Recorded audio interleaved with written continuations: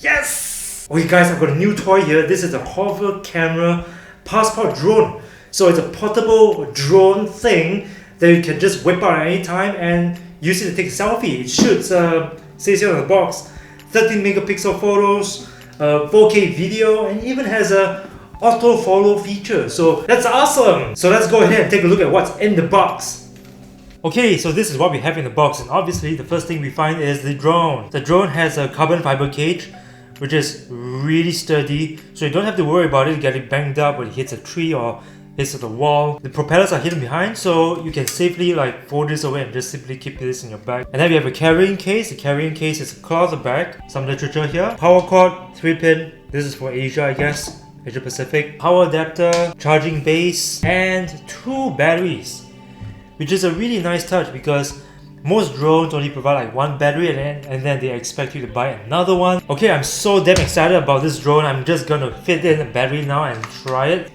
Okay guys, so I've slotted the battery in the drone. Let's fly it! Let's switch this on. Whoa!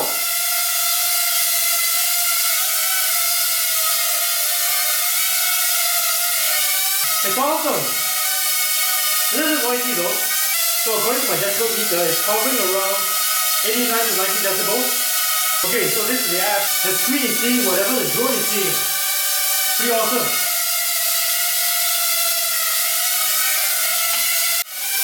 Turn around again. Whoa, whoa, whoa, whoa, whoa.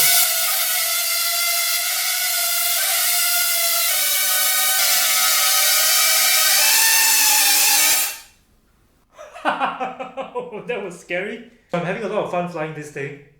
Let's take it outside.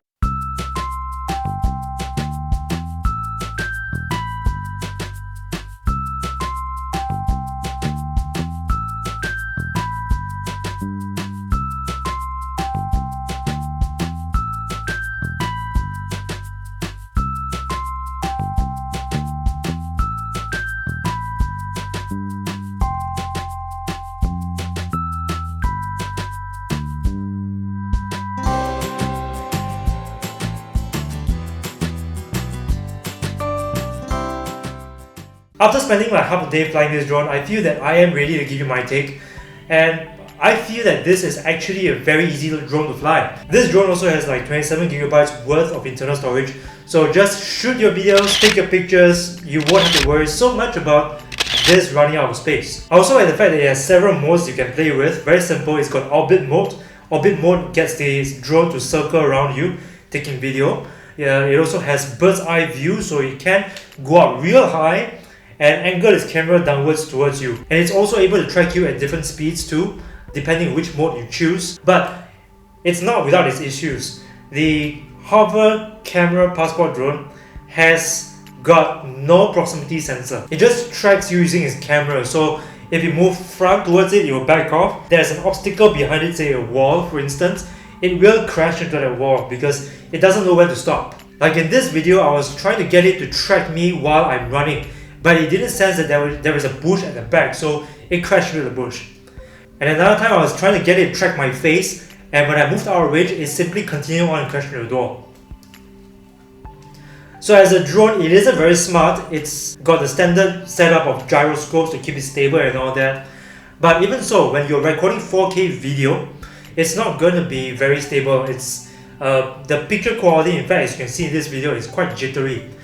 But it does incorporate some sort of image stabilization when you're shooting 1080p video or 720p video. But even the process of exporting videos and pictures that you've taken is a little bit tricky. Right, the Hover app allows you to export videos to, say, your cloud server or simply to save it onto your phone's internal storage. But these are going to be lower quality, lower resolution videos and photos. For you to get the full resolution, you've got to hook this drone up directly to your phone or to a computer and download from there. Even that is a little bit tricky. Hover could have built in a standard USB port like a USB Type A or USB-C, but they've chosen to go with a special kind of USB port that nobody else uses in the market. And you know what the best part is? They don't even provide the cable. Luckily I have the cable because one of my hard drives uses that type of cable. Lucky me. It's called a USB 3.0 Micro B connector. Just so you know. And if you're thinking of using this as your main holiday camera, I would strongly advise against that because this drone does not come with a microphone. So any type of video that you take is going to be pure video only. And yes, it provides 2 rechargeable batteries out of the box, but its battery life is pretty short. Per battery, I got out about 10 minutes or less, give or take. And of course, less than 10 minutes is pretty darn short. Despite all that, there are still so many reasons why you should get the hover camera passport drone. It's super easy to carry around. You slip in your bag, you take it out, you set it up in seconds. The picture quality of this is also quite good, although it's not comparable to say a DSLR camera or even the latest iPhone X camera. Even at 1080p, I would say it's way better than the picture quality of the Parrot Bebop 2. So for drone enthusiasts, I would not really recommend this drone. But if you're looking for something easy to use, you want some fresh new angles for your pictures and videos, and you want to enjoy something that is easy to fly, easy to carry around, the hover camera passport camera drone is the one to get. It is 779 Singapore dollars, and this is pretty comparable to the price points of the DJI Spark and the Parrot Bebop 2 drones. My friends, thank you so much for watching this video and hope you've enjoyed it. And if you did, be sure to click subscribe down below and don't forget to click on the bell button next to it to receive the latest updates. I am also on Instagram and Facebook, so feel free to check me out there and check out my latest videos to the left. My name is Aaron, and I'll see you again next time.